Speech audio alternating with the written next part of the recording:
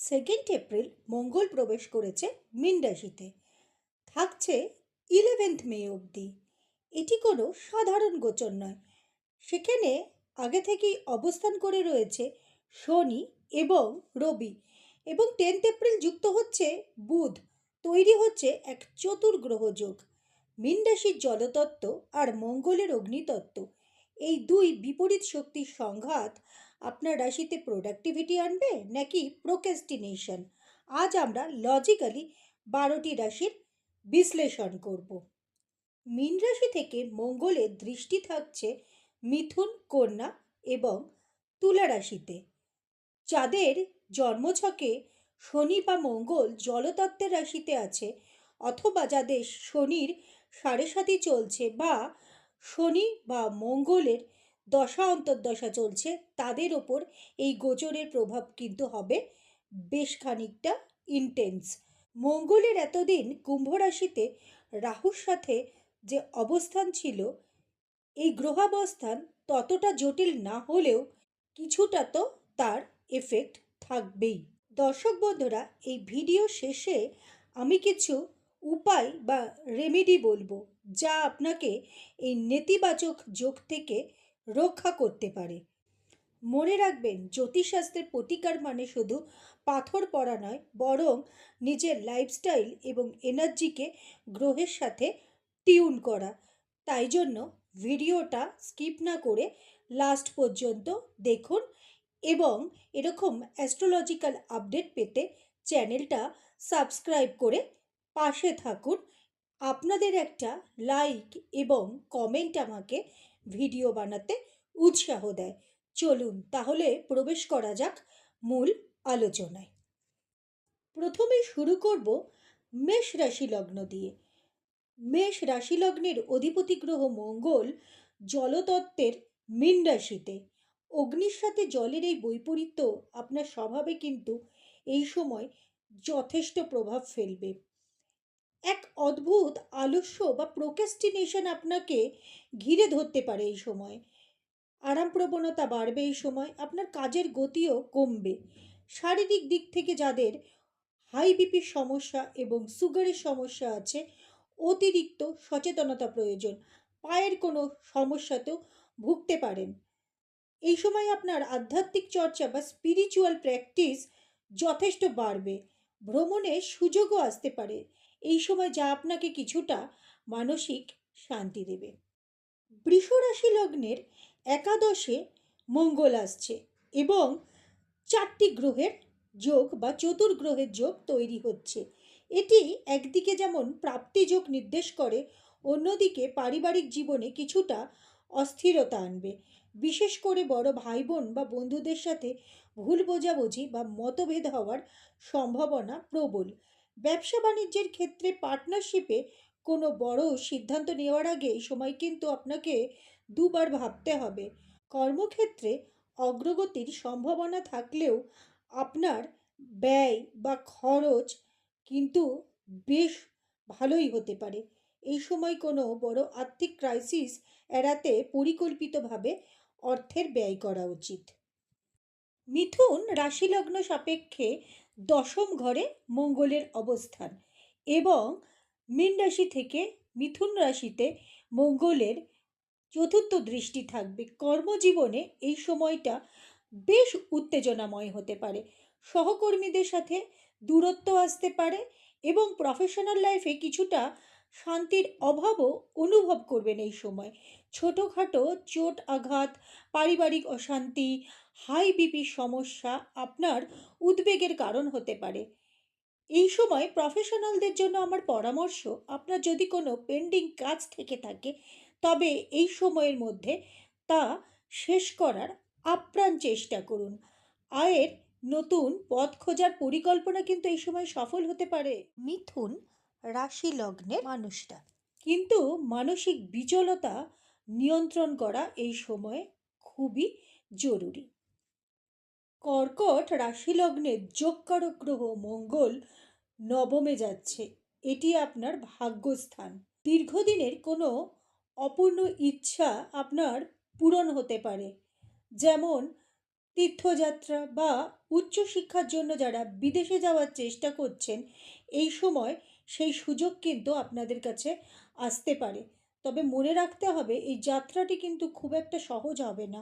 কিছু সংঘাত বা বিড়ম্বনা তো থাকবেই। সন্তানের শিক্ষার পেছনে, কর্মজীবনে কিছু ব্যক্তি ব্যয় আপনাকে ভাবিয়ে তুলবে। এই সময়টা কিন্তু আপনার ধৈর্যের কঠিন পরীক্ষার সময়। মনে রাখবেন, প্রতিকূলতার মধ্যেও ভাগ্য অবশ্যই আপনাকে সাহায্য করবে। আপনার দ্বাদশে অবস্থিত বৃহস্পতির ওপরে মঙ্গলের দৃষ্টি থাকায় এই সময় কোনো পবিত্র স্থানে ধ্যান করা আপনার জন্য অত্যন্ত শুভ হবে। সিংহ রাশি লগ্নের যোগকারক গ্রহ মঙ্গল অষ্টমে যাচ্ছে, যা ট্রান্সফরমেশন এবং দুস্থানের ঘর। অষ্টমস্ত শনি এবং মঙ্গলের এই সংযোগ আপনার মানসিক অস্থিরতা এবং পারিবারিক সুখ শান্তিতে ব্যাঘাত ঘটাতে পারে। উচ্চশিক্ষা সাময়িক বাধা আসাও সম্ভব এবং ইনহেরিটেন্স সংক্রান্ত জটিলতা আসতে পারে। বিবাহিত ক্ষেত্রে সঙ্গীর সাথে হঠাৎ কোনো অকাঙ্ক্ষিত বিবাদও হতে পারে, যা আপনাকে এই সময় যথেষ্ট বিব্রত রাখবে। তবে মোটের ওপর আপনার ব্যক্তিত্বের যা দৃঢ়তা, তা আপনাকে এই কঠিন সময় পার করতে সাহায্য করবে। আয়ের ক্ষেত্র কিন্তু শুভ থাকছে। আধ্যাত্মিক সংযোগ আপনাকে এই ফেজে অবশ্যই শক্তি দেবে। কন্যা রাশি লগ্নের জন্য এই সময়টা কিন্তু একটু জটিল হতে চলেছে। তৃতীয় এবং অষ্টমপতি মঙ্গল সপ্তমে শনিযুক্ত হচ্ছে। দাম্পত্য জীবনে প্রবল মতভেদ এবং প্রতিকূলতা আসতে পারে। 10 এপ্রিলের পর কিন্তু সেখানে বুধও যুক্ত হচ্ছে এবং 14 এপ্রিল পর্যন্ত রবিও থাকছে। পরিস্থিতি আরও হেট্টিক হতে পারে। কর্মক্ষেত্রে চ্যালেঞ্জ এবং স্থান পরিবর্তনের সম্ভাবনা প্রবল। নিজের স্বাস্থ্যের প্রতি যত্নশীল হন। ছোটোখাটো রক্তপাত বা সার্জারির আশঙ্কাও কিন্তু এই সময়ে উড়িয়ে দেওয়া যায় না। দূরযাত্রারও যোগ আছে, কিন্তু এই সময় আপনার মেন চ্যালেঞ্জ হয়ে দাঁড়াবে মানসিক এবং শারীরিক ক্লান্তি। সময়টা কিন্তু একটু হেট্টিক যাবে।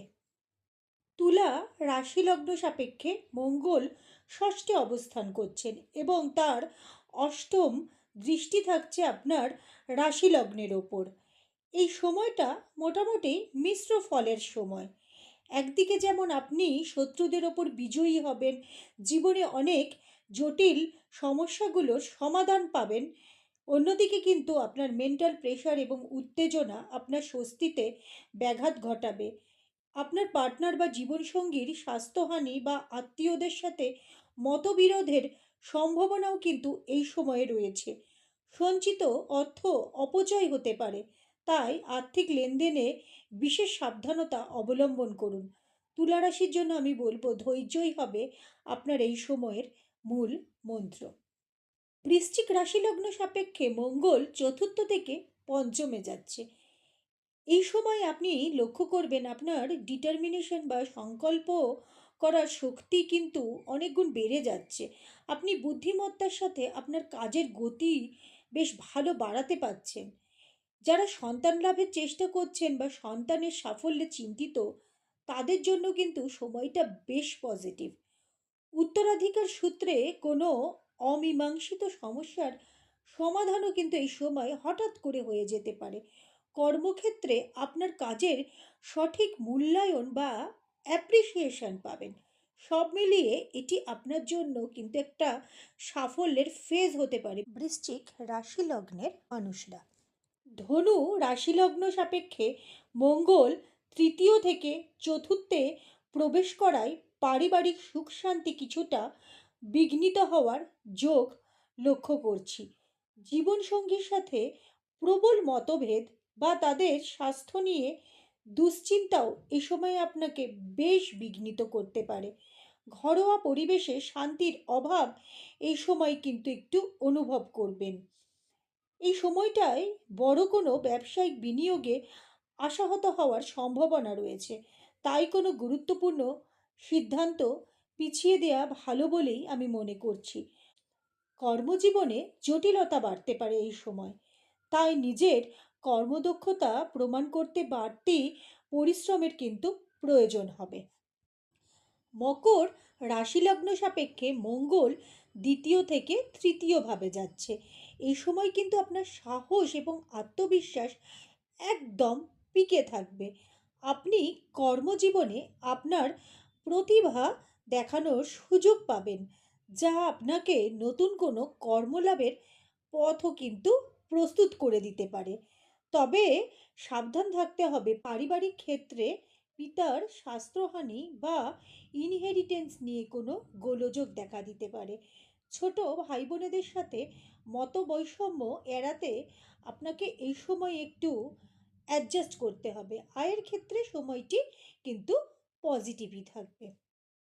কুম্ভ রাশিলগ্নের তৃতীয় এবং দশমপতি মঙ্গল দ্বিতীয়ভাবে আসছে। এই গোচরে আপনি নিকট আত্মীয় বা পরিচিতদের থেকে বিশেষ সহযোগিতা পাবেন।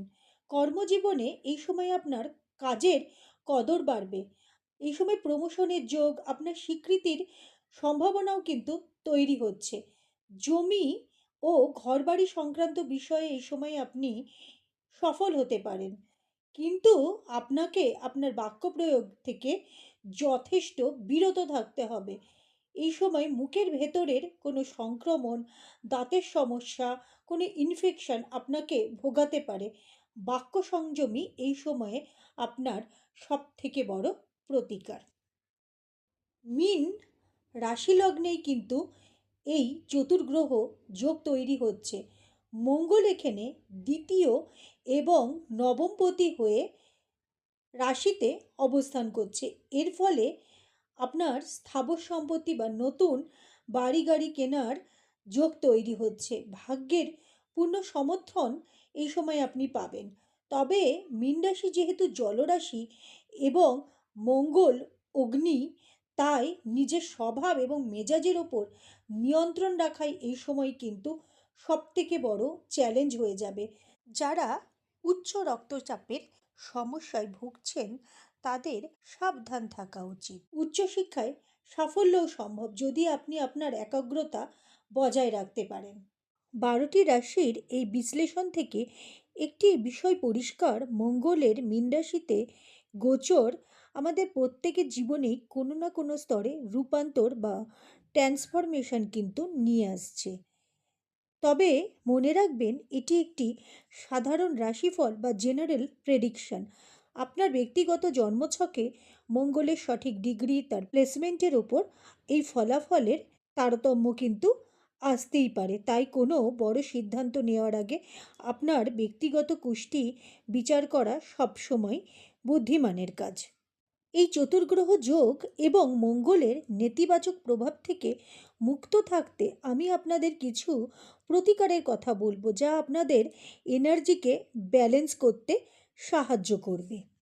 মেষ এবং বৃশ্চিক রাশি লগ্নের মানুষরা প্রতি মঙ্গলবার হনুমানজিকে সিঁদুর অর্পণ করুন এবং কপালে চন্দনের তিলক লাগান। বৃষ এবং তুলা, আপনারা যদি গরুকে কোনো সবুজ জাতীয় সবজি খাওয়াতে পারেন, সেটা আপনাদের জন্য অনেক ভালো ফলাফল দেবে। মিথুন এবং কন্যা, কোনো ছোট শিশুদের কোনো শিক্ষা সামগ্রী দান করুন, এটা আপনাদের পজিটিভ রেজাল্ট দেবে। কর্কট এবং মীন, প্রতি সোমবার শিবের মাথায় জল বা দুধ ঢালুন এবং পারলে শিবমন্ত্র জপ করুন।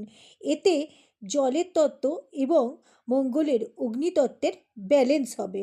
ধনু এবং সিংহ, পবিত্র স্থান বা তীর্থস্থানে কোনো খাদ্য দান করার চেষ্টা করুন।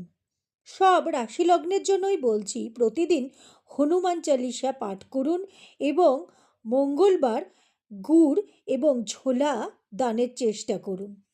জ্যোতিষশাস্ত্রের এই লজিক্যাল এবং তথ্যবহুল বিশ্লেষণ যদি আপনার ভালো লেগে থাকে, তবে ভিডিওটি অবশ্যই শেয়ার করুন এবং সাবস্ক্রাইব করে আমাদের পথ চলার সাথে থাকুন। ধন্যবাদ।